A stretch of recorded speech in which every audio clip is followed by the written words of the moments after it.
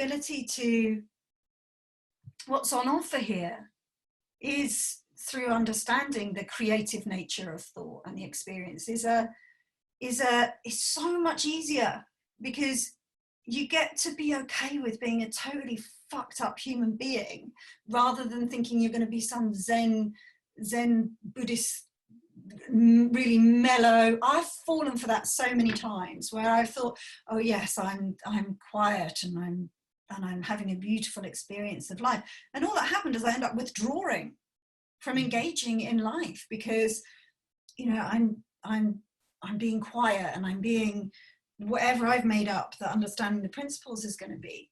And then I'm like, why am I not talking to my kids? Like, why am I not engaged? Why am I not laughing? Why am I not shouting? Why am I not being human? And it's such an easy one to fall for. But actually, being able to be fully engaged in this form, in our bodies, in the apparent reality that's around us, with the human beings around us, or the lack of human beings around us, with the experience of virus or lockdown or whatever, that technicolor experience of life. Most of it, for 20 years of my life, and most clients in my life have spent their whole time trying not to have yellow show up in the rainbow. Like the whole life has been geared around, I can do anything as long as yellow doesn't show up. Yeah, give me blue, give me purple, give me whatever, but if yellow shows up, that's a big deal, that's a problem. So everything I think about and everything I do and everything that I'm asking questions about is driven out of a fear, an insecure thought about the color yellow. And it sounds nuts when we talk about it like that, and yet it's the reality for so many of us. That sometimes, hopefully, I guess when I'm speaking about this, I just want someone to hear this and go, oh my God, that's all I've been doing, is I've been in battle with the color yellow. It's arbitrary. I just picked yellow for whatever reason. And I've got insecure thinking about the color yellow. That's exactly what I've been doing. And funny, I don't get insecure thinking about the color purple. And it just gives you a different perspective. And if all colors of the rainbow are allowed, and if we are allowed to be fully human, then what happens is we get caught up in thought, we pop out of it, we go, like you and me, we had a conversation yesterday where we were saying, like, oh, since we've been in lockdown, we've been like going at it 7 in the morning till 7 at night. And then suddenly I realized, like you said, like suddenly I realized I was doing, like no one was doing that to me except me. And I was like, yeah, me too. And then we're like, oh, well. Oh, well. And then we wake up, we pop out of that experience. We get to laugh at us doing our crazy again. And then things shift and they change. But it's no problem that we went there. Well, and what occurs to me in this moment around that, Nick, is no one feeling, state, or behavior defines us. You know, so I think we give meaning to the insecurity, like we add a label onto that about us. We, you know, give meaning to the fact that we're afraid to go outside, or, you know, like we give, and if we see, and what this understanding points to is the fluid nature of thought and the experience, and that, you know, our feeling is pointing to a temporary state of mind.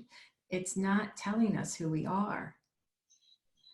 And I think that understanding to separate experience and thinking from it doesn't define us. Yeah. You know, again, it starts, all of a sudden you realize that we're just naturally more resilient to ride the up and down.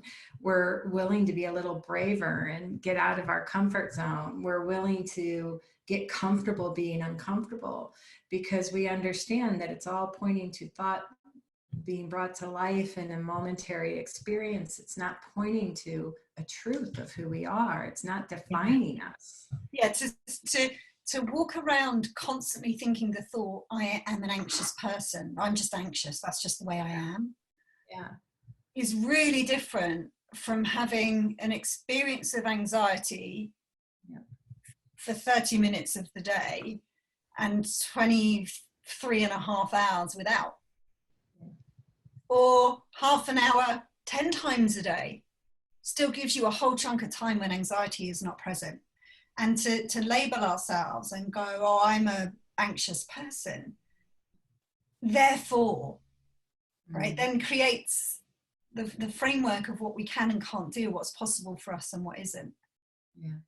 Yeah, limitation is a function of limitation is a reflection of thought. It's a reflection of a state of mind. It's, it's not a real thing. So to see, it's like, oh yeah, moments I feel limited because of where my thinking is, because of where my head is. I'm not ultimately limited.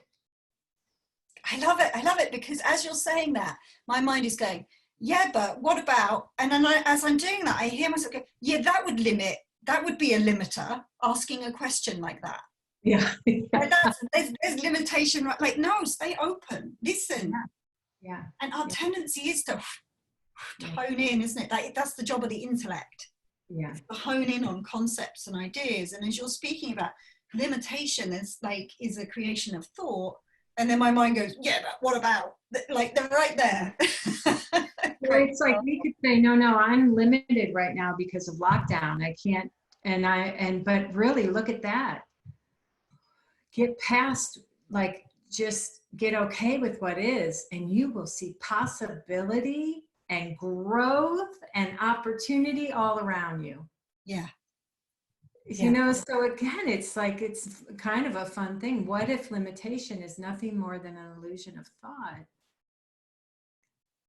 And it changes. Again, it begins to like give you don't have to work on confidence. You just naturally kind of move in the world in a different way when you understand that. Yeah, that's one of the things that was striking me as I was thinking about, this creative life idea. And where we started was talking about, artists and poets and all that good stuff. And what I've noticed is a couple of things around that, which is when I saw that the idea I'm not creative, because I've never been able to draw or paint, or like I can play music, but I can't create music, or like that everything I'm really uncreative. I'd always thought, right, because I don't do art and what have you. But when I realized that's just an idea, that's not what creativity really is, it allowed me to throw away that idea, that habitual thought. It's like we have habitual thoughts, and when we get an insight, it's like we transcend them, and it almost, this one gets tired. No one's listening to it anymore, so eventually it buggers off and bothers someone else, probably, right? But it's like, I'm not creative. You have an insight about what creativity is, and that sort of fades. It doesn't get any attention. It just fades off into the background, right? So off that one fades. And what's happened that I've noticed is that before this understanding, my whole life was run on insecure thought. Like, that was the power behind my life. It was about, I've got to do this because blah, blah, blah, and I mustn't do that because of blah, blah, blah, blah. And so it dictated what I would do, what I wouldn't do, what I would do, what I wouldn't do. And I was navigating by feelings, right, as we were talking about yesterday. And so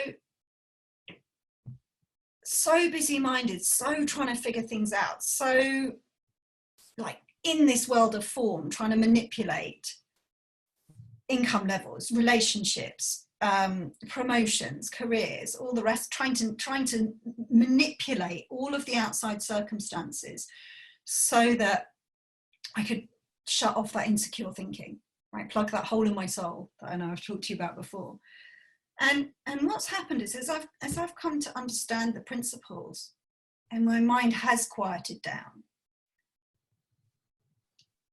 I find that if I had to describe my experience of life now, it's like that how cool is it that we get to be an expression of love, an expression of beauty, an expression of that innate, whatever it is, powering the hose, right? Or like whatever it is at the source of creativity, we get to be an expression of that which is innate in all of us. Mm-hmm.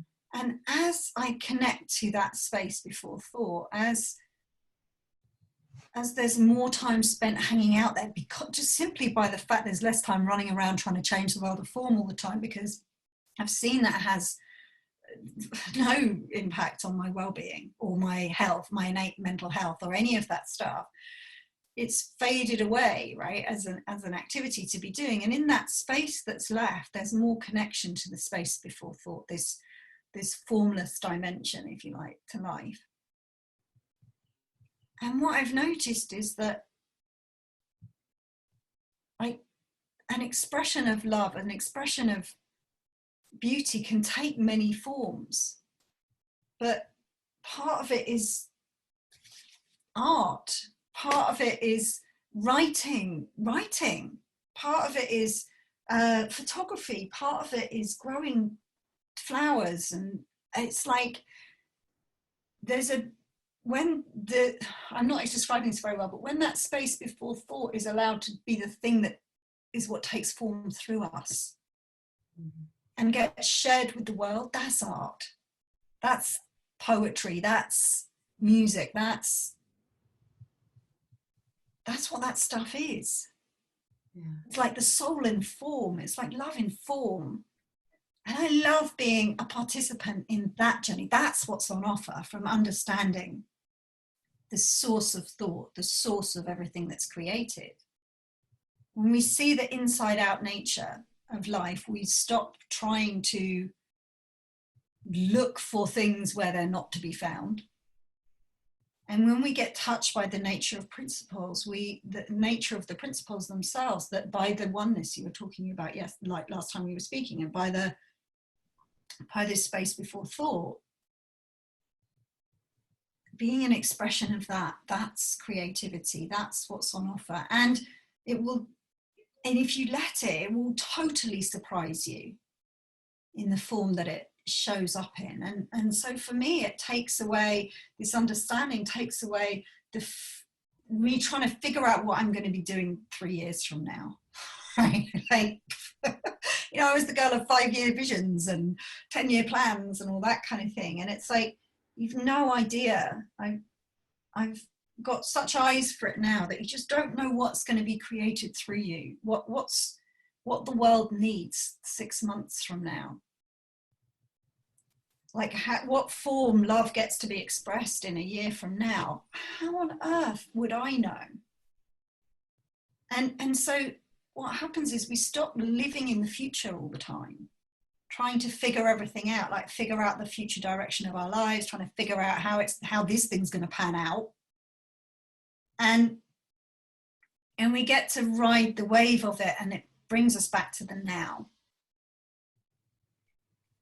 And the now is where the juice of life is. The now is where the full, in this moment, amazement of life and the form and whatever experience that we're having right now.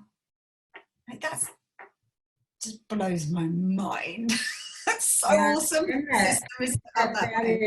There's like infinite levels or infinite experiences on offer of that richer feeling of life. And it's funny because I think part of this journey and the opportunity is to have your own personal relationship to that inside of you, your own felt knowing of that. Like, that is the game changer, so powerful. It funds everything we do. But it did require in me a willingness, because I was enamored and spent most of my adult career in the game of improvement and development and self-help and professional and and so I had a trained eye for what wasn't working and behavior and all those kinds, all that.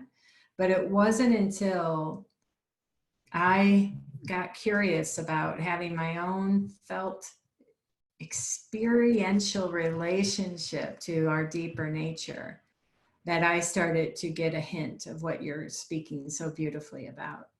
And if I guarantee you have, whoever's listening, watching this, you go on that journey and you will discover a whole new world of who you are, what's possible for you, love, connection, everything. Doesn't mean perfection, right? Coming back to what we were saying earlier, but the richness of life is very different. The fulfillment, the place we come from, and like you, that journey led to and has led to more curiosity about what wants to live through me versus my ideas of success and what would work and what wouldn't.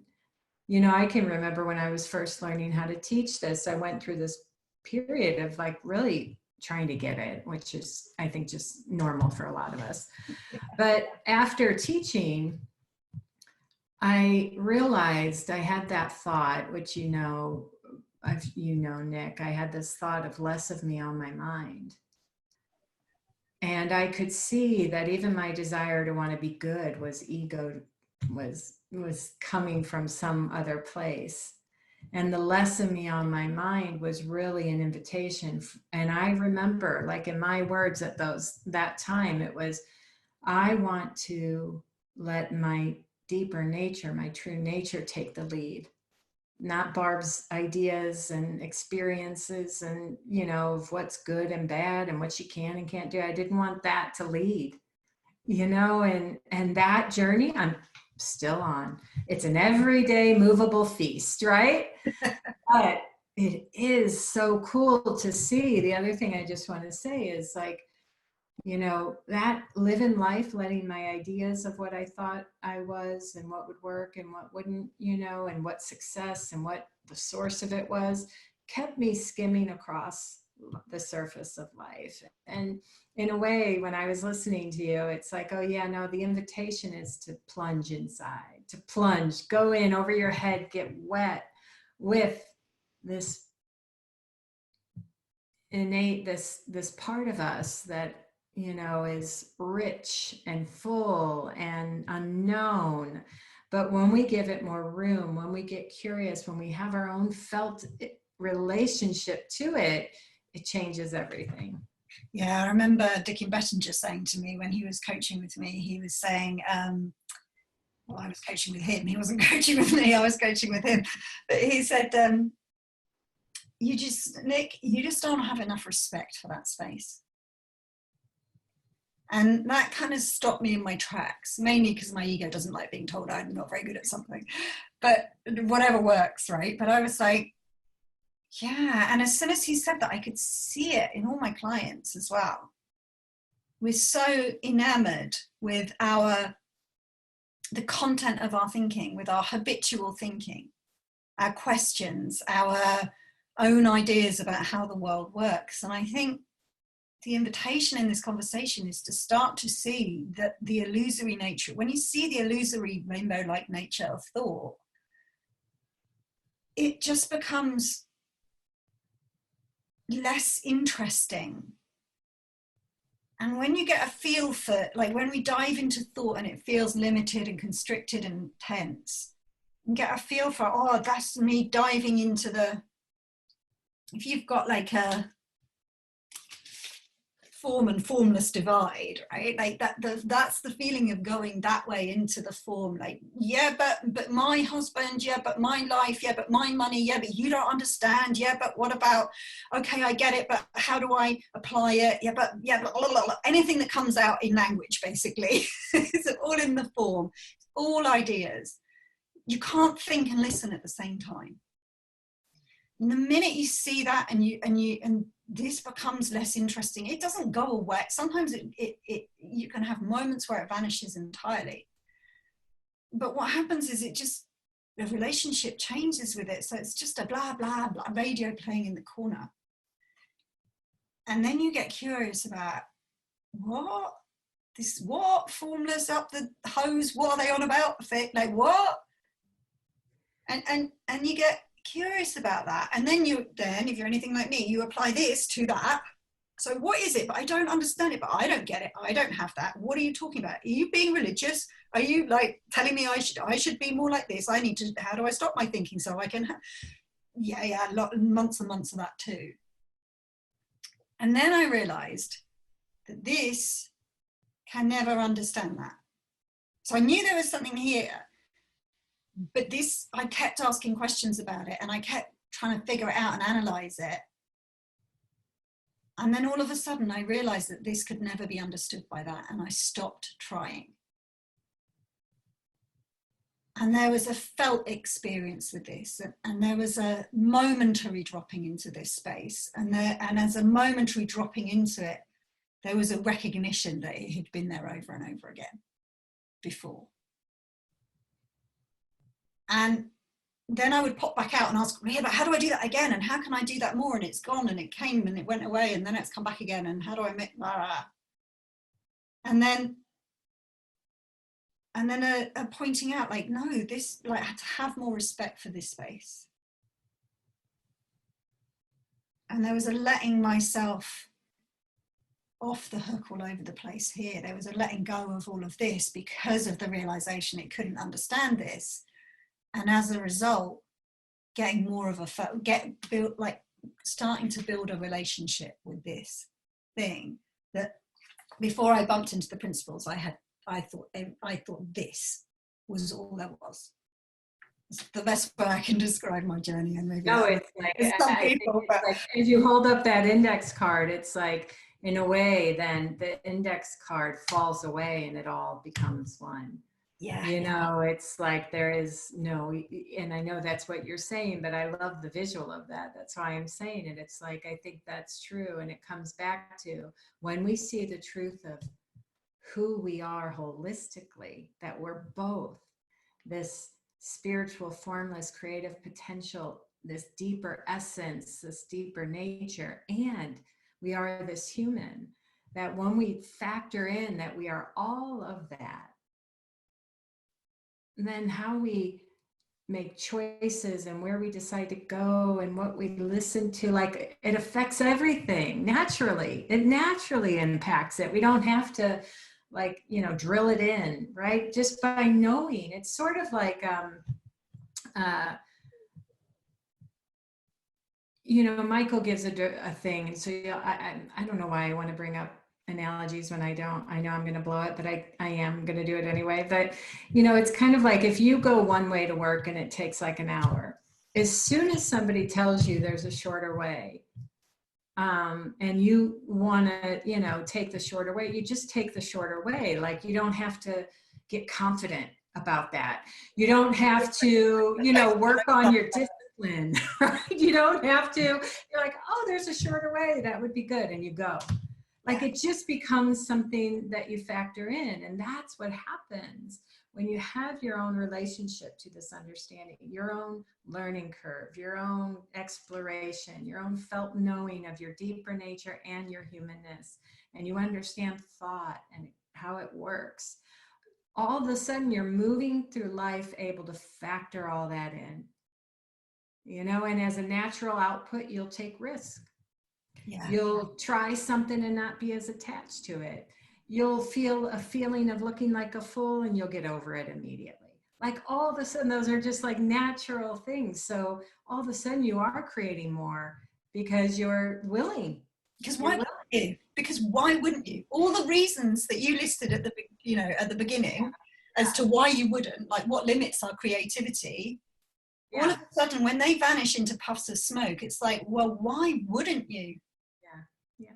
It's that simple. And for me, it's meant a life with more, there's more thought I back to one side casually.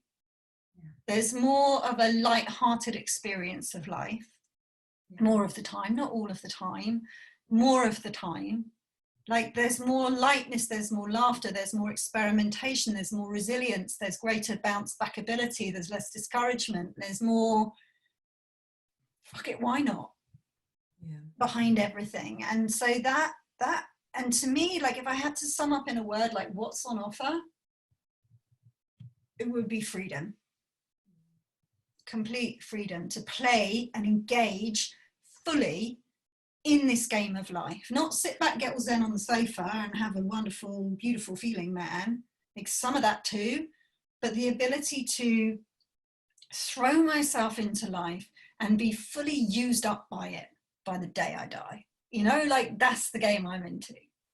Yeah, I love that. And for me, it was realizing there was a distinction between being in my life and thinking about my life. Oh God, we That could do a whole hour on that.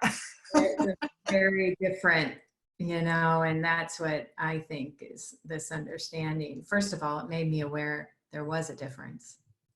Yeah. And then, like you said, a willingness to be in it and engage in it and get good at the full range of the human experience, and not only get good at it, but like you said, love it, appreciate it, and have those moments where chaos is all around you, but you are so touched by that deeper nature inside, that place within, that you could weep. Yeah.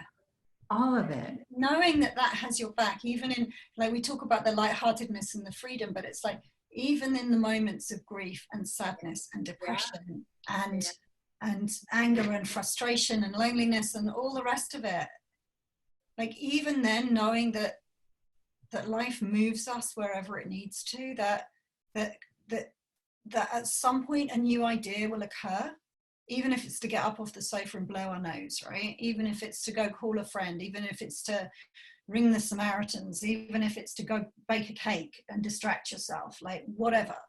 Mm-hmm. Like that never will let you down. It's always available. No, it doesn't rely on you being in a quiet mind and in a good mood. And sometimes I think that's really helpful to hear if you're not. No, it's such a good reminder. It's not, listen, that is the knowing that we're okay, no matter what experience we're in, is profound. Mm. No matter what our minds are doing, no matter what life is throwing our way, to know that beneath, the circumstance is this reservoir of resilience and well-being and the ability to rise to the occasion and our okayness. Like, it's profound. Yeah. What a lovely note to end on. Thank you, Barb. Thank you.